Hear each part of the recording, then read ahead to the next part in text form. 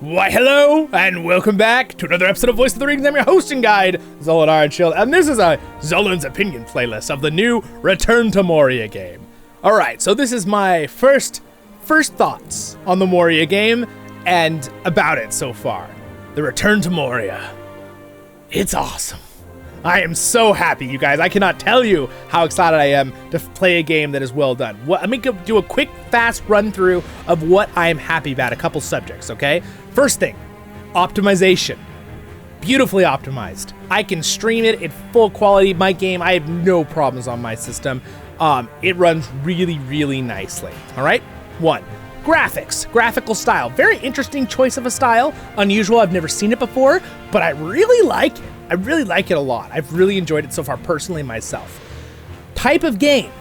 I like survival games. It is the very generic survival game, but with a little bit of a twist, and it's been refined better than other survival games. Things that are really frustrating. If you've played any other survival games, like when you're crafting, you have to sit there and craft the same item over and over. You have a queue. It just does it, and then it sets it on the table for you. If you're crafting, you have stuff in your chest, you don't have to go to your chest and pick it up. It just goes into the crafting while you're crafting, pulls it out of the chest while you craft. Very convenient little things. I know that seems maybe silly for people who have never played crafting survival games, but that's huge for me, okay? Very well done. The going into the game for the actual introduction to the game, the storyline so far is great. I've only played about 3 hours of the game since I'm making you this video. I will make another video once I've played 30 hours of the game or more.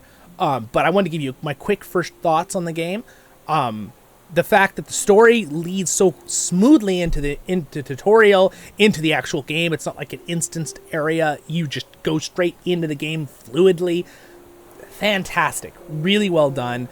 The lore stuff, I think, is really, really there. It's really well done. Granted, there's going to be some made-up stuff, but it's all based on a framework, like these things in the background, a framework of what Tolkien has given us. So, well done there. Even the fact that, character creation, so you can make whatever the character you want look like yourself, no matter what your background is, it makes sense because they have clans from every clan coming, and Tolkien doesn't describe us the other clans. We know what Durin's folk looks like. They have a very distinct look, right? Very Viking Norse look as dwarves, but we don't know what the other 6 clans look like. So it makes sense that them coming from the south and the east and the north and the west, that they'd all have different appearances, different looks, different backgrounds, right? So that's kind of cool. There's no paywalls. Okay, this is another one. This is a huge one. There's no paywalls of the language. You just have Khazad-dûm. You just get it, right? Compared to, if you remember the Gollum game, you had to pay for the Elven language too. You don't have to do that. It just comes with the game. The price point of the game, for the PC version, it's $40, okay? That's really, really good for the game quality so far that I've played. Completely worth it. I mean, I would actually go to say that maybe it would have been worth $60, okay? But I haven't played that much of the game yet, so I don't know, okay? Replayability, all right? Replayability, I don't know yet. I haven't played enough. I will give you another video, and you can come watch some of my streams to know. Don't forget to like and subscribe if you like Lord of the Rings content. I will give you more, but so far it looks like there's a lot, okay? There's a lot of crafting. There's a lot of exploring to do, a lot of storyline. I think it'll be good. And I do know that every game, the seed or the world, you can regenerate. You can have new seeds and have your same character move to different worlds. And they can travel in, and that it'll be new. So the main locations will always be the same, like Bridge of Khazad-dûm, the entrance to Moria, the Hullen Gate, which we're seeing there, right? The Doors of Durin, aka same gate. Those will all be the same, but the inside will be randomly generated. So it'll always be a new experience if you start a new world. But hopefully Moria will be very big. I will find that out. So far it seems like that every world will be a very big world generated, okay?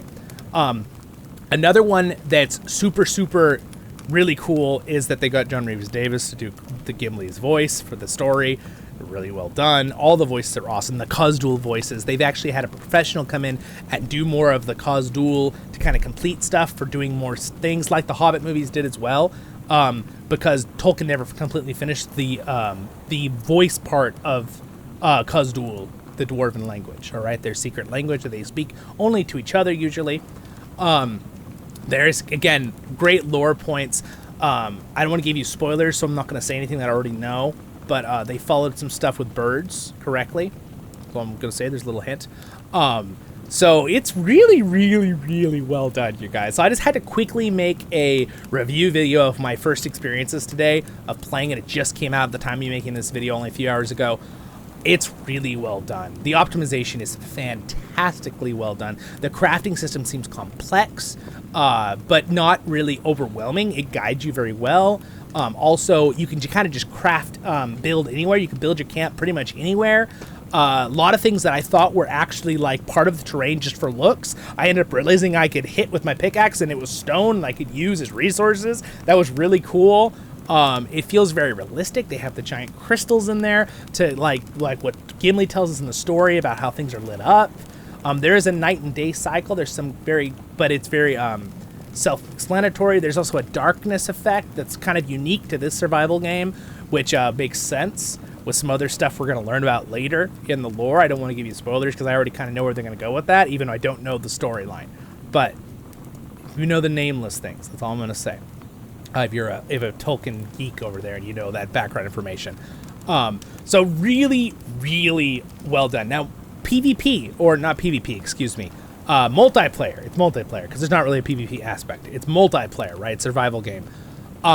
I do know already that you can bring over your characters. If you have a character already, your friend can host the game with his world, and then the same world that he maybe was doing solo, I believe is how it works, and then they can jump in, and you can have up to 8 players on the PC version. I do not know that with the Xbox or PlayStation. At the time of making this video, they got delayed a week, so I don't know how many. I think they will later be able to have 8 players. I think right now they can only have 4 from what I heard, but that might be a little update for them. And also, I don't know the prices on that for the PlayStation and Xbox. Just throwing that out there. If people are going to ask, I don't know that right now. I'm sure you can go look that up. It's probably around the same price, I would assume, unless Xbox and PlayStation bump it up the price because they're a separate company, right? It is on the Epic's game store, which I'm not like super into, but it runs very smoothly and very nicely from it. So I have no complaints there. But yeah, price point's great.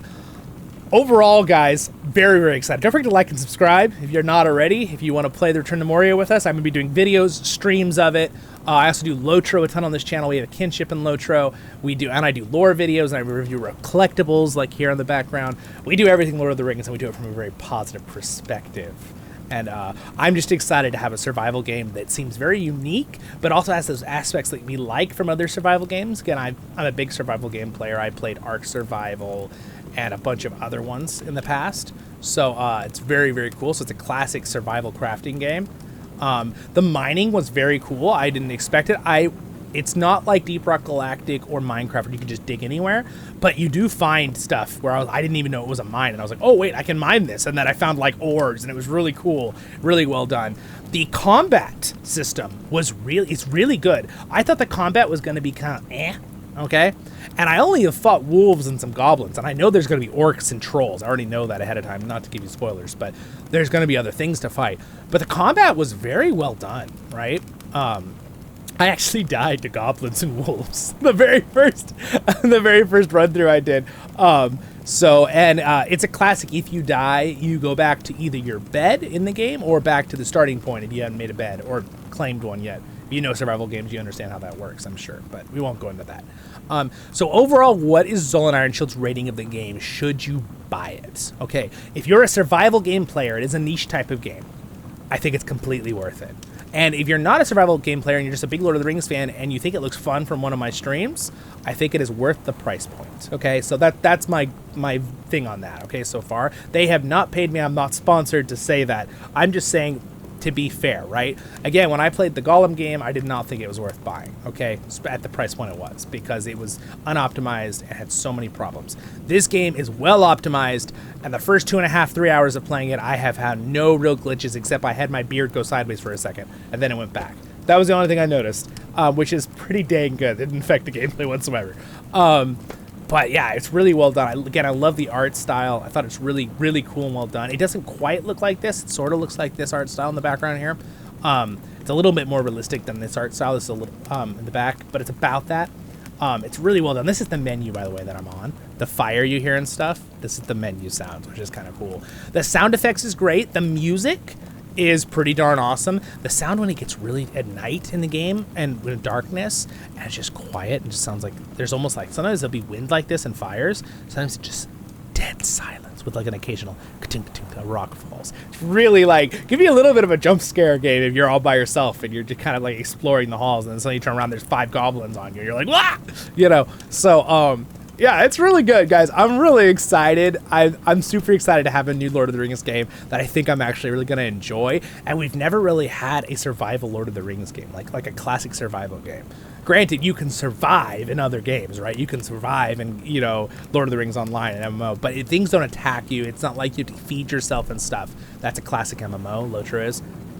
And also like Shadows of Mordor, that's more like an Assassin's Creed type game, right? Where it's like you're fighting people. You don't have to feed yourself or anything. This is a classic survival game, Explore Moria, with a great storyline and some definite upgrades to the crafting systems and a twist to the stories. And it's just really very happy. I think that's about all I wanted to say for you guys for this review video. Real fast one. I didn't want to make it very long. But I think it's really, really well done, and I think you've got to check it out. If you haven't already played the Return to Moria game yet when it came out, it's really cool. And again, if you're not totally sold on it, you're not totally convinced, come watch some of my videos and some of my streams. Check it out for yourself first, making sure it's your type of game, because it definitely is a type of game.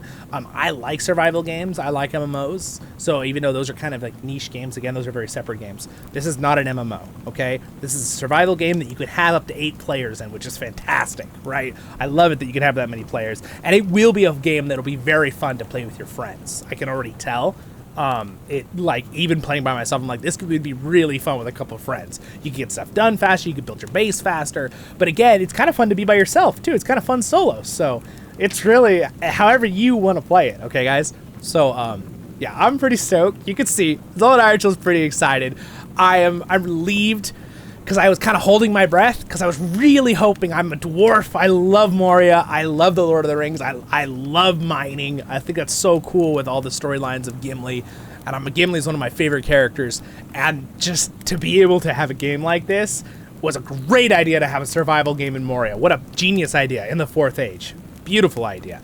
Now, granted, it's going to be a little different than Lotro, because Lotro has its own story of the 4th Age and what happened with the dwarves and retaking Moria. So this is a different variation, right? A different story, but still super fun. It feels like you're in the Lord of the Rings. It feels like you're in Moria.